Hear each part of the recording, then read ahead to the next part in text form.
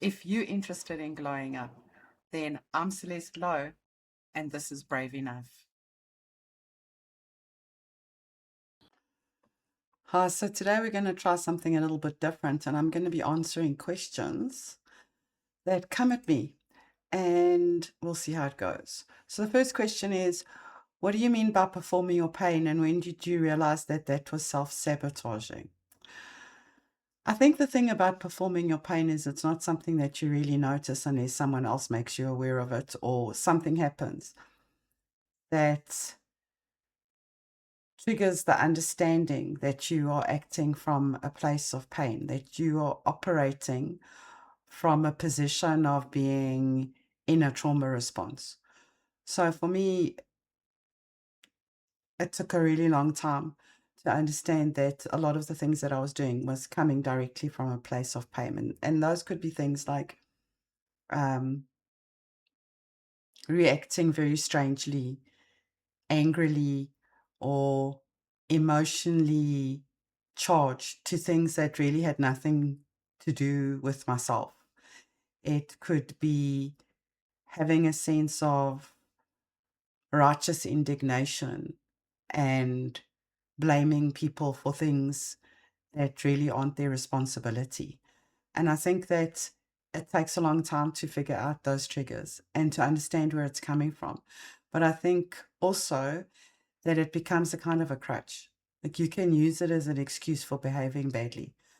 And when you work in the field like I do, you can often see people attacking people that are actually trying to help them because they don't want to hear the truth, or they figure that something is owed to them because they've been through a hard time. And that's a hard place to be because you often don't realize you're doing it, and you don't realize that it's actually just hurting you. So the idea of performing your pain is more about taking it all out there and having to be broken and bleeding and um, emotionally overloaded in order to be seen, to be heard, or for someone to acknowledge the fact and validate the fact that you've been hurt. So it's a long journey from that place to a place of understanding that your journey to healing is yours alone and it's your responsibility, and that you can't blame the whole world because one person or a few people, in my case, over time, quite a couple of people have hurt you. You can't blame everybody for that. The person responsible for hurting you is that person, not everyone. I think that about covers performing your pain. And of course, a lot of people want that. They expect that. They expect if something terrible's happened to you that you should cry about it and scream and shout about it.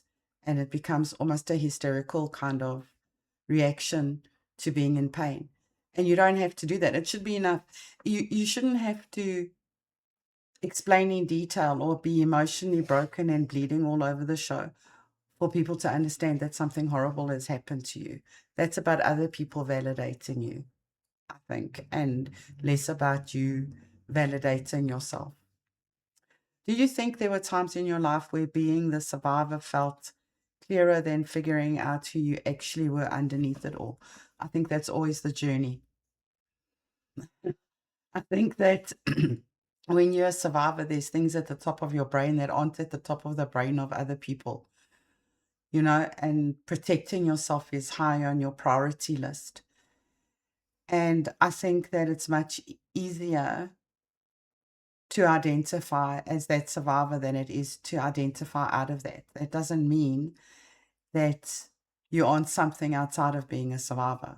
So often when I give talks, I start with I'm a survivor.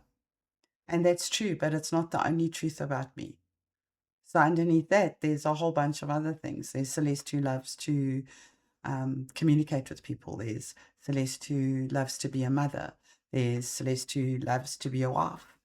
There is Celeste who likes to do fun, outrageously fun things, all of those things. So being a survivor is not the only thing that identifies me, but it took a long time to get to that point.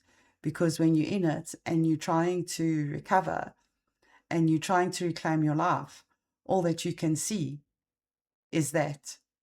And you have to work really hard to get to know yourself and understand yourself enough to be something more than just surviving what happened to you. You speak publicly, teach, advocate, lead, and support others. But when the camera is off and nobody needs anything from you, who are you then? I'm still the same person. So I think that's one of the things about my journey that I have tried to do, is to be the same person all the time. So Celeste at home and Celeste at work and Celeste assisting a survivor are the same person. And it's a very difficult choice, and it's a hard path to walk, to not put the masks on, and not be different to who you really are all the time. So it took me a long time to discover who I am and to be connected with myself, and now that's a priority for me.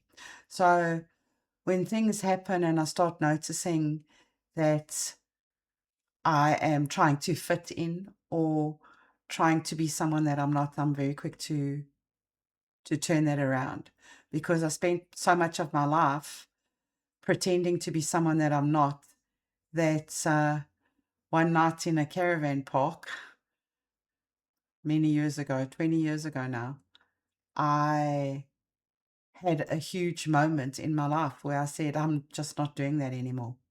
And I've tried very hard to keep that promise to myself.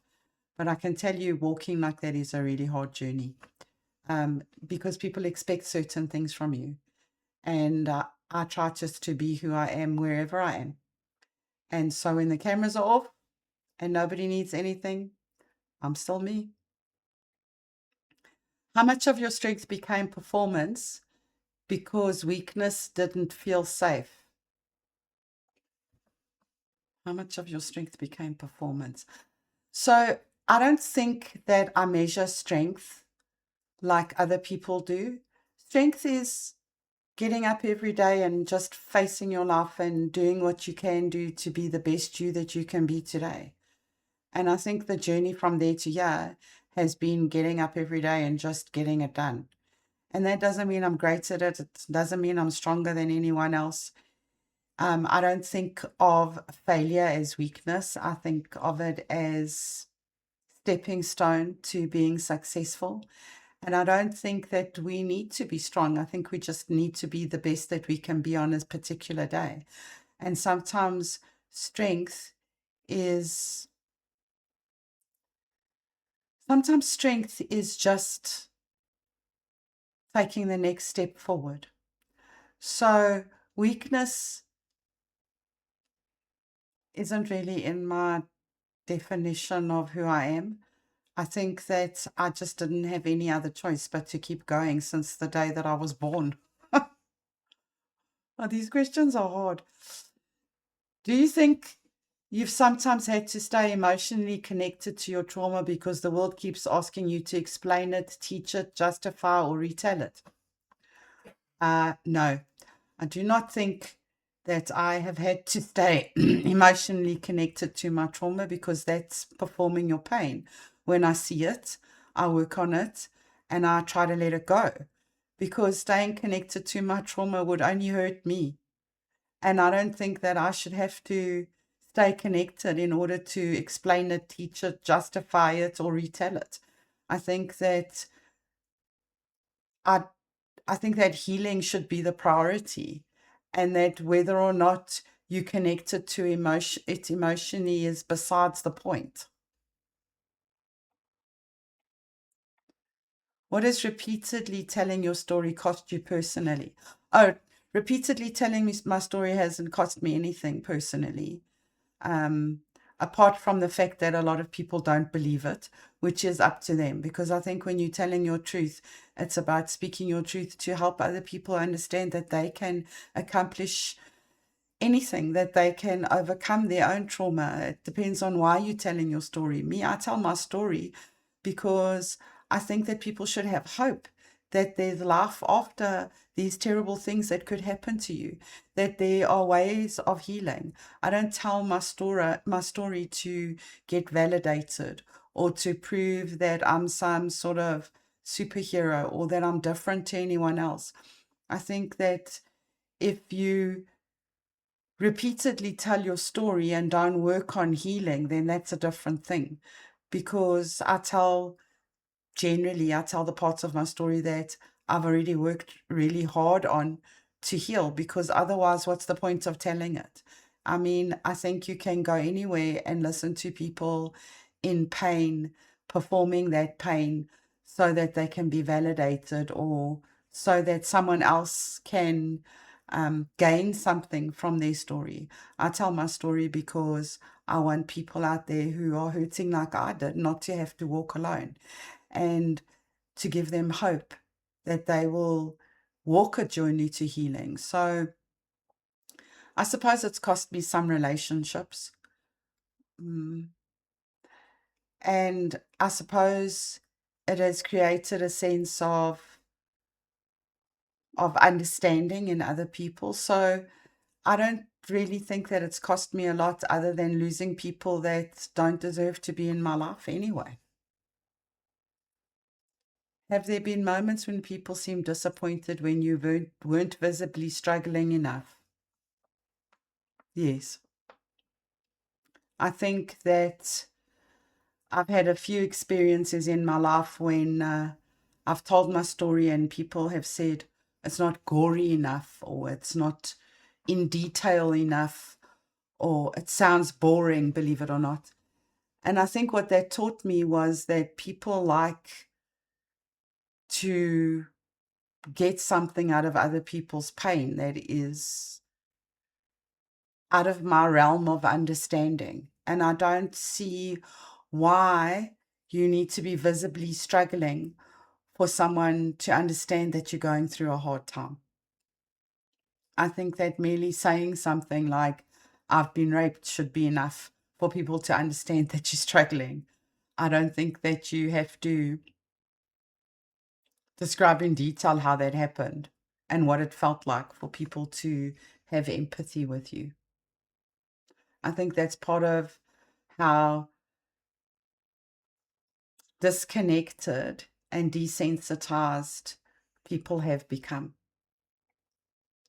Do you think trauma can become part of a personal brand without someone ever meaning for it to happen? Yes. I think that it's easy to stay stuck in your pain. And I think that you get more attention for it. And I don't mean that in a disparaging way. I think if you're broken and you are bleeding continuously, people get some sort of strange satisfaction out of watching you melt down. And I don't think that you should allow that. But sometimes it can happen without you even realizing it. And unfortunately for me, I have had a lot of friends lose their lives or lose their passion for working with survivors because they were led into a situation where their trauma became their personal brand. And I hope that that is not what people see when they see me, because I don't think that I want to be known for being traumatized. I'd rather prefer to be known for inspiring people to heal and reclaim their lives. You've spent years helping survivors understand themselves, but who helped you understand yourself out of survival? Well, that's a really complicated question, because that I could name about 10 or 15 people, I think. I think that over the years, I've had many people help me to understand myself outside of survival. I've had my psychologist that I first went to, a lot of healers along the way, a lot of thought leaders that I have followed and learned from, and then my own support network, my own family, my husband, my children, my close friends. my mentors, all of them have helped me to understand myself out of survival. And sometimes it hasn't been easy because sometimes they have to show me the truth and show me a mirror and go, Celeste, this is not okay. You need to understand that you're behaving badly. And and I'm very grateful for the fact that I have people like that in my life. I think also the person that helps you understand yourself the most is you.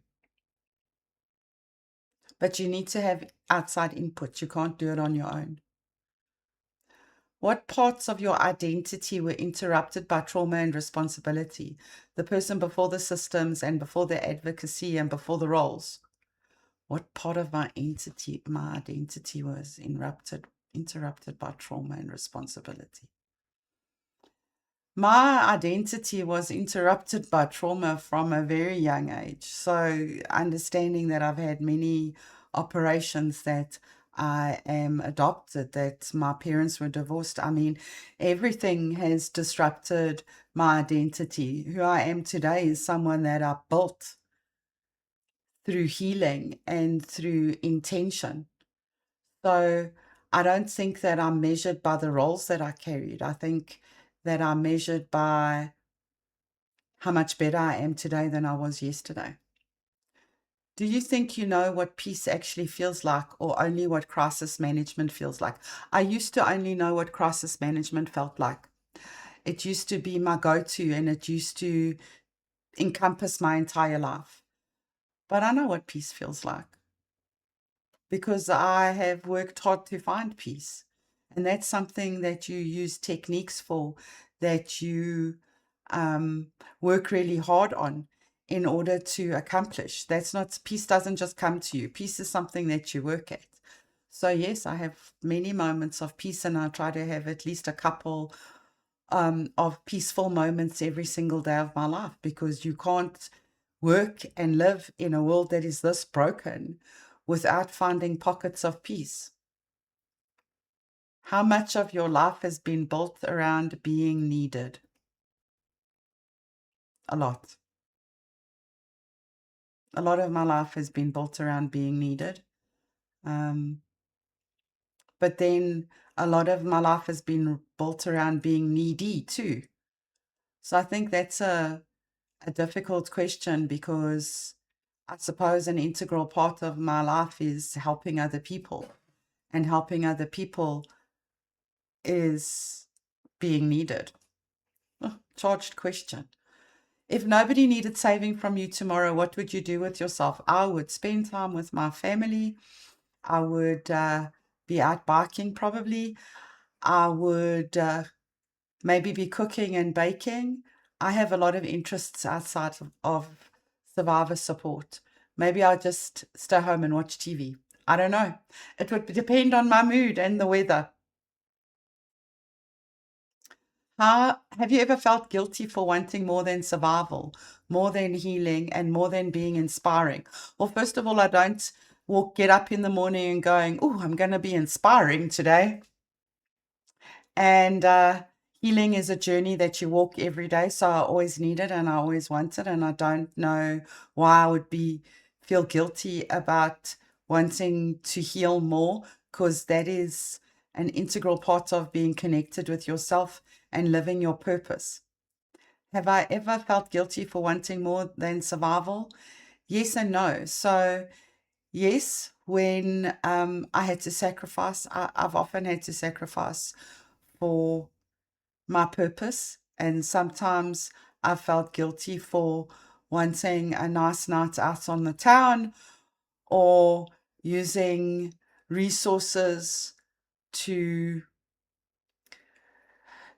take care of myself rather than give to others. And I think that's part of having a nature that is giving. But I think it's also part of the journey.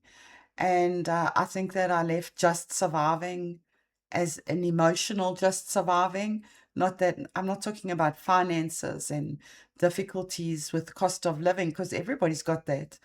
But surviving as in emotionally and psychologically surviving, I always want more than just surviving. I want to be at peace with myself.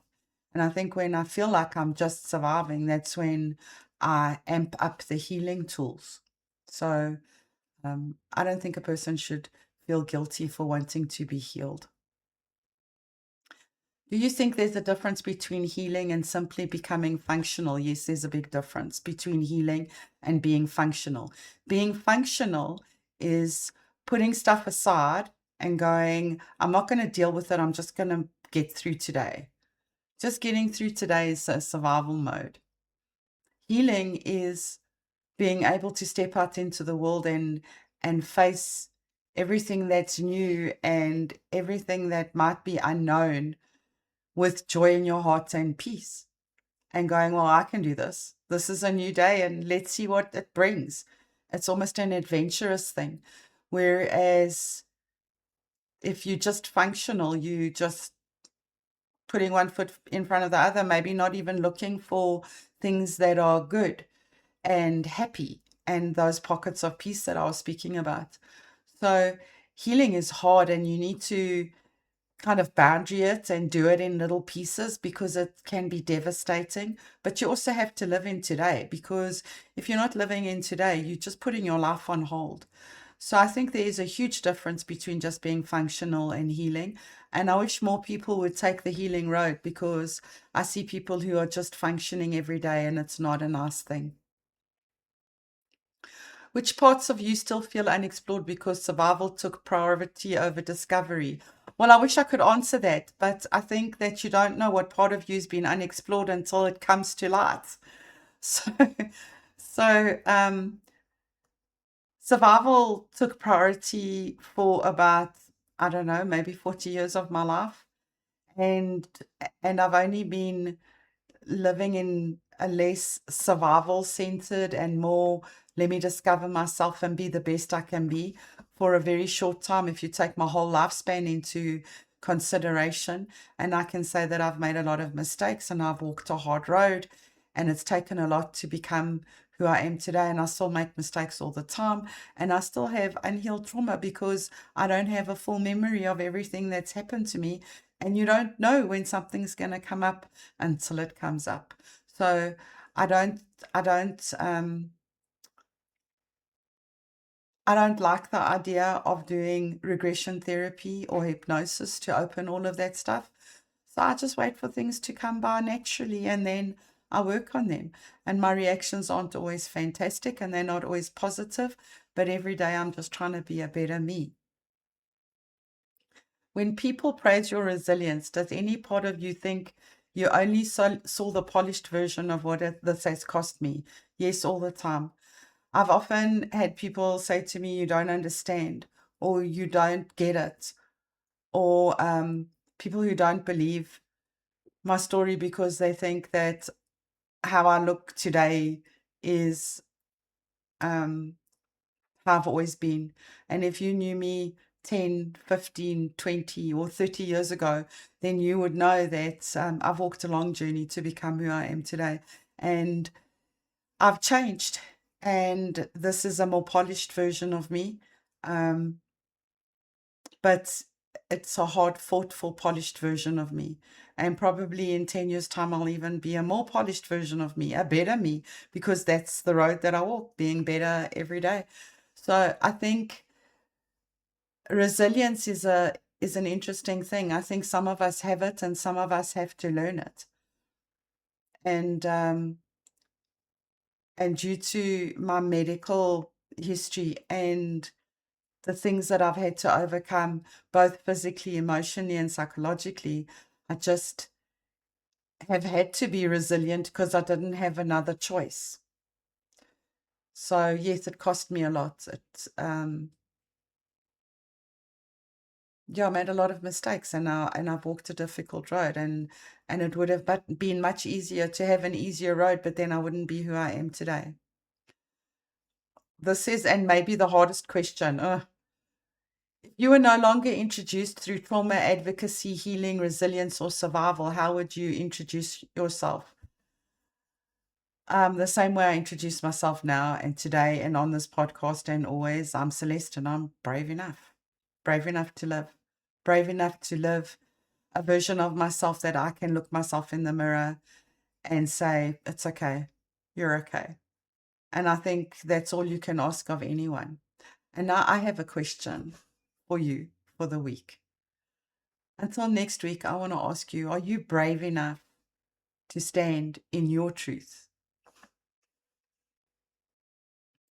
If you or someone you know needs help, contact the Tears Foundation on 08000 83277 24/7, free and confidential.